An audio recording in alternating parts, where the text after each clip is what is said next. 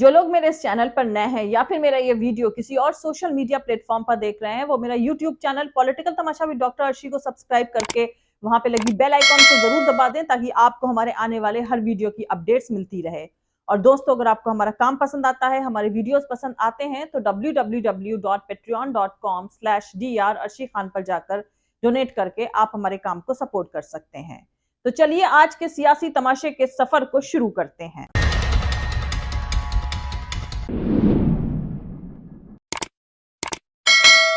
Diversity से भरे इतने आलीशान, बड़े और खूबसूरत मुल्क भारत के प्राइम मिनिस्टर को गालियों से एनर्जी मिलती है।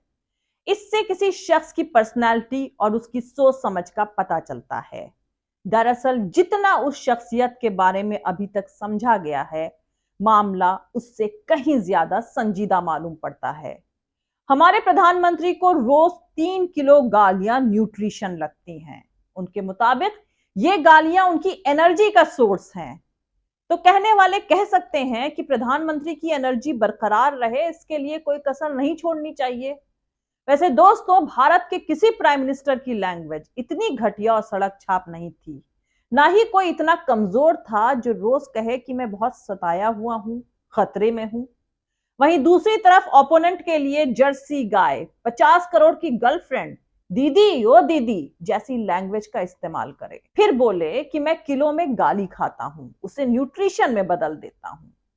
तो दोस्तों, मुल्क के प्राइम मिनिस्टर सिर्फ एक शख्स नहीं होते हैं, वो इंस्टीट्यूशन होती है, सुप्रीम एग्जीक्यूटिव बॉडी है। वो पूरे मुल्क को डायरेक्शन दे सकते हैं।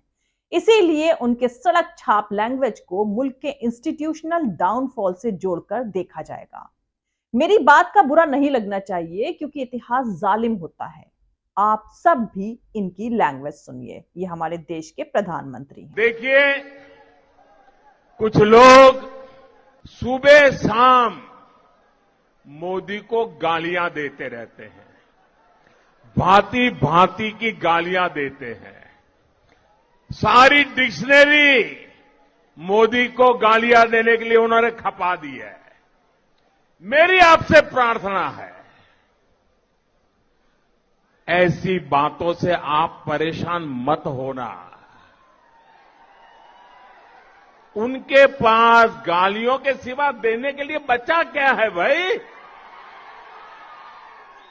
आप बिल्कुल परेशान मत हो जाइए। और मैं तो पिछले 20-22 साल से बड़ी वैरायटी की गालियां खा चुका हूं। मेहरबानी करके इससे जरा भी परेशान मत होइए।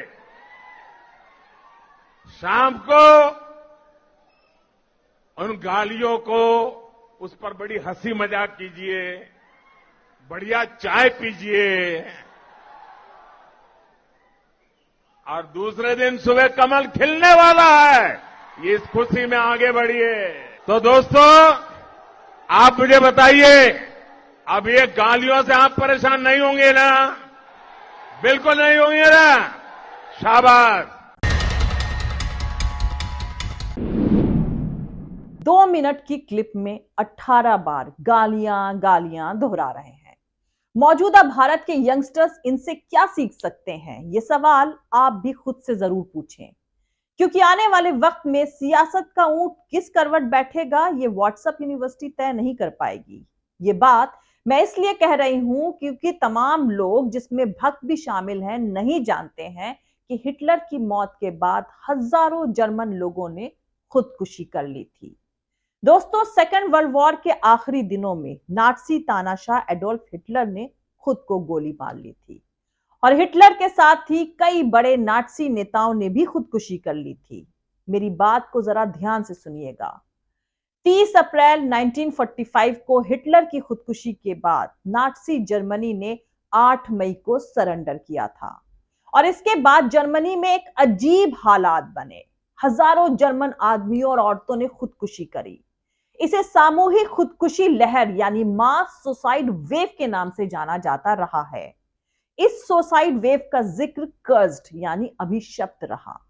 जर्मनी में इस मुद्दे पर बात करने में एक हिचक देखी जाती रही है।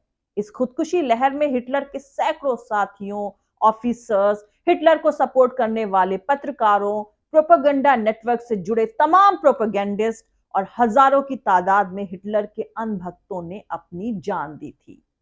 दबी जुबान से हमेशा जिक्र किया जाता रहा है कि हिटलर की मौत के बाद इन अनभक्तों और उसके प्रोपेगेंडिस्ट का जिंदा रहना वैसे भी बड़ा मुश्किल था, क्योंकि सिविलाइज सोसाइटी में वो अपनी रेप्यूटेशन और क्रेडिबिलिटी तो खो ही बैठे थे, यहां तक कि उनके कर्मों के नतीजे उनकी पूरी फैमिली को भी भुगतना तय था। बाकी का जर्मनी दोस्त मुल्कों की फौज का ग्रेटफुल यानी आभारी था, जिन्होंने हिटलर और उसके अनभक्त सपोर्टर्स की नफरती गिरफ्त से मुल्क को आजाद कराया था। और अब वो उस गाली गलौज, नफरत के अंधेरे दौर से बाहर निकलकर नए प्रोग्रेसिव और कोऑर्डियल जर्मनी को फिर से बनाने की तैयारियों में लग गए थे। जर्मनी में इस सुसाइड वेव का जिक्र करने में हमेशा हिचक रही है, लेकिन साल 2015 में एक जर्मन किताब इस मसले पर छपी जो बेस्ट सेलर बुक बन गई।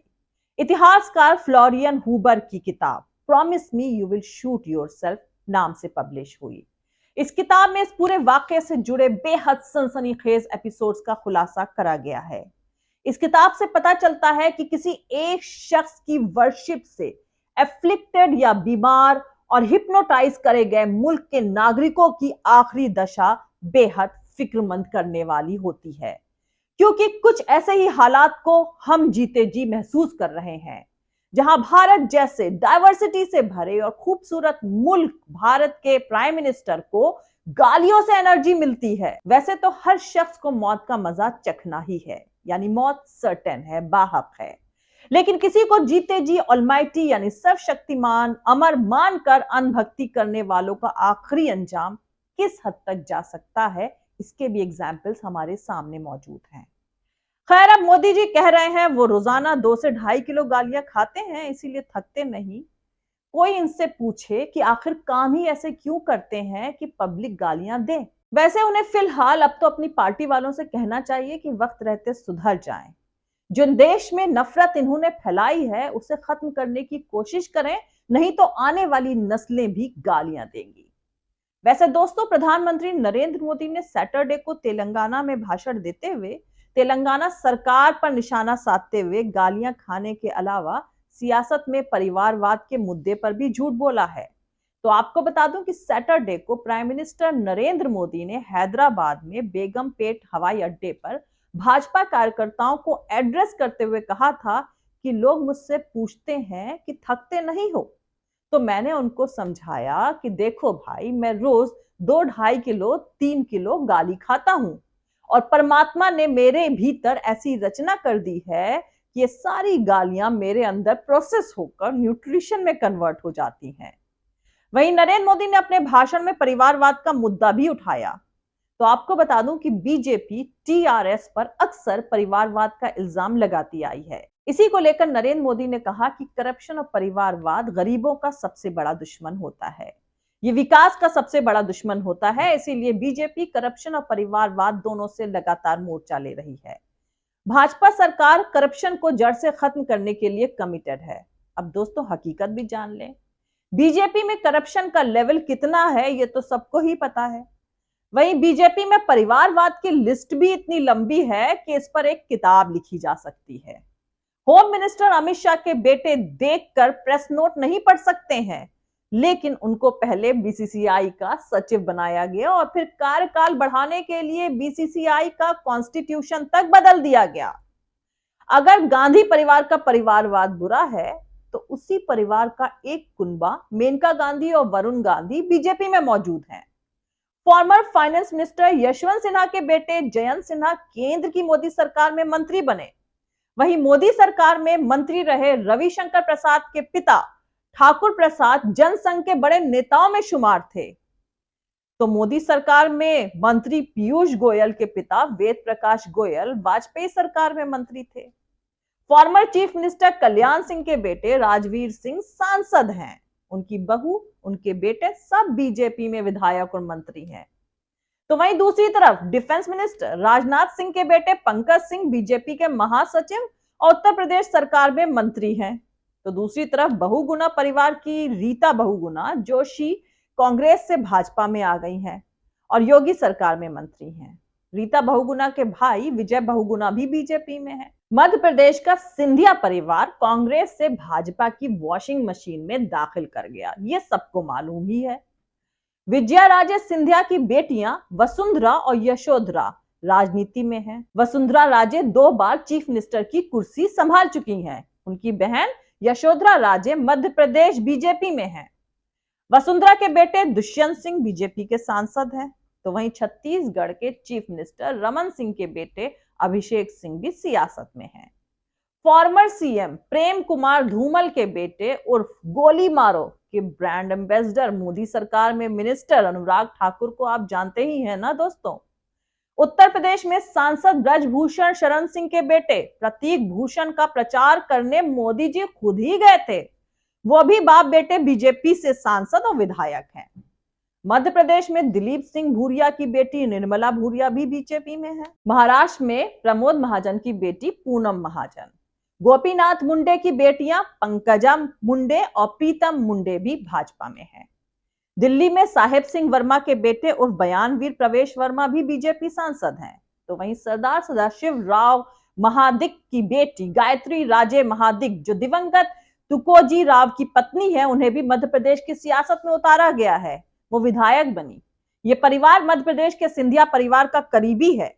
वहीं दूसरी तरफ बिहार बीजेपी के डॉक्टर सीपी ठाकुर के बेटे विवेक ठाकुर, अश्विनी चौबे के बेटे अर्जित शाश्वत और हुकुमदेव नारायण यादव के बेटे अशोक कुमार यादव को बिहार चुनाव में उतार चुकी है। चारा घोटाले में गिल्टी ठहराए जा चुके जगन्नाथ मिश्र के बेटे नीतीश मिश्र भी बीजेपी के टिकट पर चुनाव लड़े, जबकि बीजेपी की सहयोगी पार्टियों का तो क्या ही कहें, सब वन मैन शो वाली पारिवारिक पार्टियां हैं। नरेंद्र मोदी हर चुनाव में परिवारवाद को मुद्दा बनाते रहते हैं, लेकिन उनकी पार्टी महाराष्ट्र और कर्नाटक से लेकर कश्मीर तक उसी परिवारवाद की नाव में सवार होकर सत्ता के समंदर की सैर कर रही होती है। अटल बिहारी वाजपेयी जब प्रधानमंत्री थे, तब उनके एडॉप्टेड दामाद रंजन भट्टाचार्य का प्राइम मिनिस्टर ऑफिस में जलवा था। रंजन भट्टाचार्य अटल बिहारी वाजपेयी की दोस्त राजकुमारी कौल के दामाद थे। अटल के वक्त में कहा जाता था कि नेशनल डेमोक्रेटिक अलायंस यानी एनडीए सरकार में असल सत्ता उन्हीं के हाथ में थी, लेकिन एनडीए सरकार के जाते ही वो भी गायब हो गए। बाद में उनका नाम नीरा राडिया टेप कांड में उछला। बीजेपी में उसी नेता का परिवार सियासत में नहीं है, जिनके या तो बच्चे नहीं हैं या फिर कुछ एक एक्सेप्शंस हैं। जिस पार्टी में दर्जनों परिवार हैं और जिसे आज सिर्फ 1.5 लोग चला रहे हैं, वो बता रही है कि असली डेमोक्रेसी वही है।